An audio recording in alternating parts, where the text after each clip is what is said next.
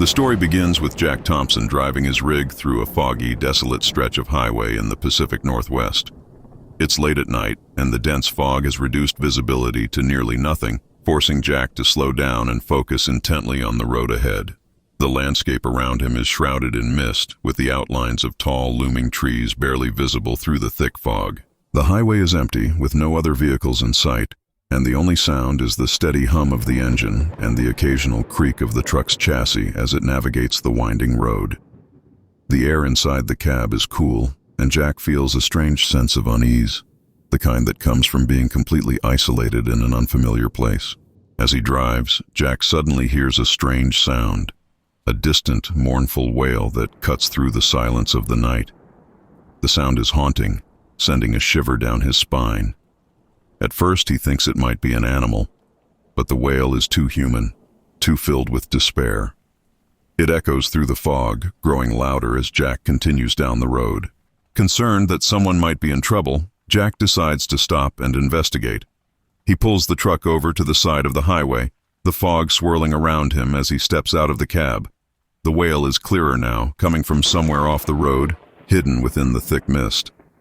Jack grabs a flashlight and starts walking toward the sound, his boots crunching on the gravel shoulder as he ventures into the unknown. As Jack follows the sound, the fog seems to close in around him, the air growing colder and the night darker. The wail is both closer and more haunting, filled with a pain that tugs at Jack's heart. He pushes forward, his flashlight cutting through the fog but revealing nothing but more mist and shadows. After what feels like an eternity, Jack finally spots something through the fog, a figure standing by the roadside, hunched over and shivering. It's a woman, her hair matted and her clothes soaked, as if she's been out in the rain for hours. She's the source of the wail, her cries filled with an otherworldly sorrow. Jack approaches her cautiously, calling out to ask if she's okay. The woman looks up, her eyes wide and filled with terror, but she doesn't respond. Instead, she continues to wail, her voice rising and falling like the wind through the trees. There's something off about her, something that Jack can't quite place, but his instinct to help overrides his sense of danger. He reaches out to touch her shoulder, trying to comfort her, but the moment his hand makes contact, the woman's cries stop abruptly. She turns to face him fully, her expression blank and her eyes empty, as if she's looking right through him.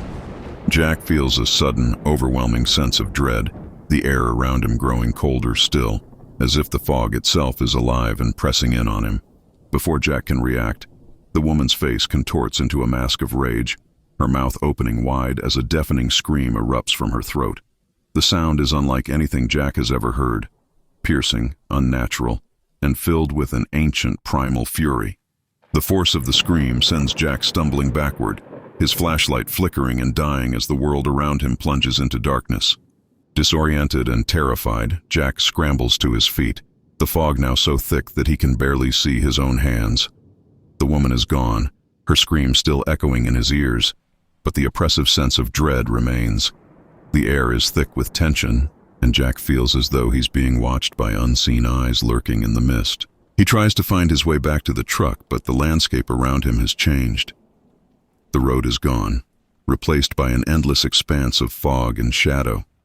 The trees loom larger, their branches reaching out like claws, and the ground beneath his feet is cold and damp, as if he's standing on the edge of a swamp.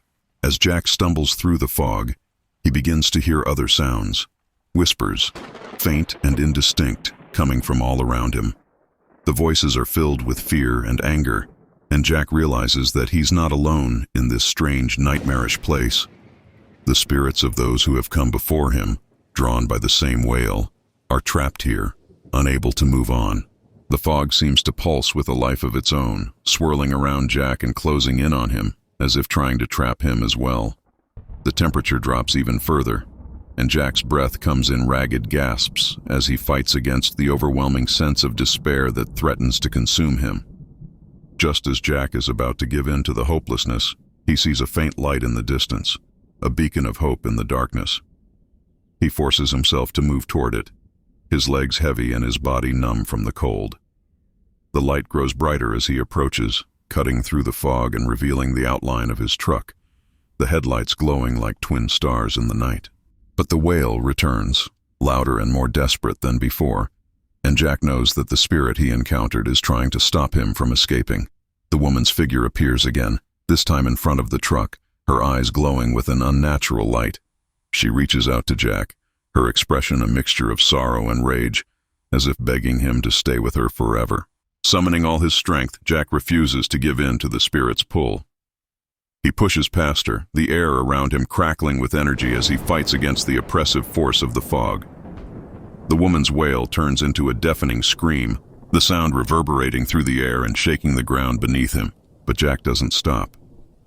He reaches the truck, flinging open the door and climbing inside, slamming it shut behind him.